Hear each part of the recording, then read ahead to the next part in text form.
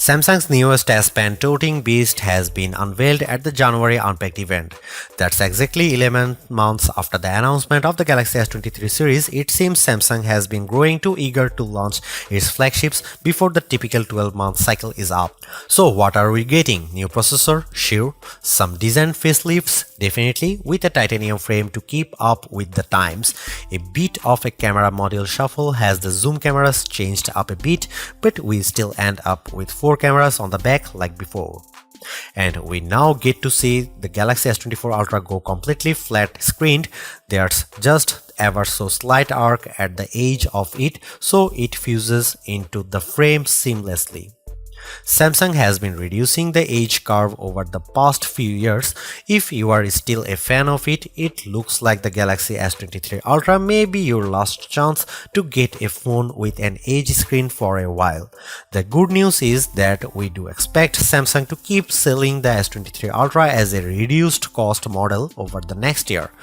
But back to present times, Samsung has launched a trio of Galaxy S24 device, and of course you can expect a Galaxy S24 review and S24 Plus review as soon as we put them through the full slew of benchmarks. All hail titanium, the new ruler of the flagship phones. Joking aside, we have a titanium frame on the Galaxy S24 Ultra now, following in the footsteps of Apple's Pro iPhones. It's a soft touch mate and it looks clean and stylish, pretty cool. We don't get a lot of benefits in terms of weight. Samsung also completely removed the curvature of the screen. The soft edge design has been getting less and less prominent over the years as it appears consumers simply prefer a flat display, and Samsung has been testing it slowly and surely, making the curves less and less prominent. On the Galaxy S24 Ultra, it's just a slight wiggling into the frame of the phone for a seamless transition. But the rounded side frames are back, so it still feels like the Galaxy S23 Ultra. The Galaxy S24 Ultra colors are going to be titanium grey, black, yellow and violet.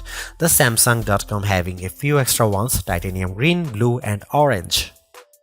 As before, we have a 6.8-inch dynamic AMOLED 2X screen, Samsung's best screen tech that has been awesome for years now. There's more brightness headroom with a peak brightness of 2600 nits that only matters when watching HDR content and under very bright conditions. But hey, it's there. It's still QHD plus resolution and it's still an LTPO panel with variation between 1Hz and 120Hz. Samsung has been doing that with the Ultra models for a while now.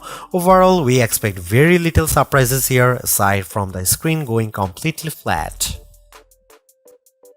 Okay, we are back to having a 200 megapixel main camera and a 12 megapixel ultra-wide camera, and then 2 zoom cameras, a 10 megapixel zoom camera with a 3x telephoto lens and 50 megapixel one with a 5x lens. You may have noticed the 5x camera replaced with 10x lens of yesteryear. Apparently, Samsung is going to be using the high-res 50 megapixel sensor and some AI trickery to achieve the same or better results with it.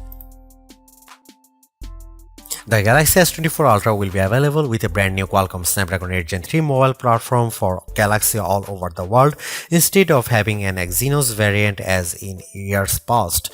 And yeah, that's the full name apparently. Samsung and Qualcomm are continuing their partnership, and the Snapdragon in the Galaxy S24 phones will be a bit more powerful than the Snapdragon other phones get, or at least slightly overclocked. For what it is, Snapdragon 8 Gen 3 is an extremely powerful processor, no doubt, one that enables the AI trickery that the S24 can do with pictures and live translations. We recently reviewed the Asus ROG Phone 8 Pro, which has the Snapdragon 8 Gen 3, and it crushed benchmarks. Of course, we have to test Samsung's optimizations before making a blanket statement here.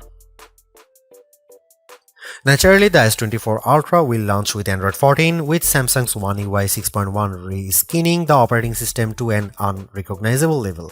Not to say that's bad, One UI has grown and evolved over the years to not only be feature-packed but also user-friendly. So long as the user does spend time with the phone, there are quite a lot of things to do with it, like split-screen screens, which you can save and recall at any time, floating your windows, taking long screenshots or nothing on your screenshots with the S Pen.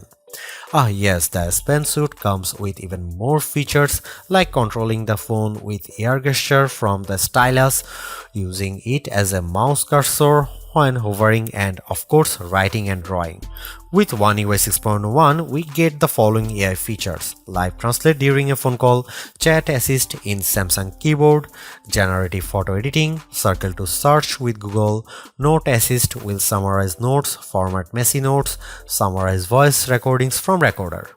We are curious to see if these AI features will expand throughout the year and if they will trickle down to older Galaxy phones. In another record-breaking statement, Samsung now pledges to 7 Android OS updates and 7 years of security patches.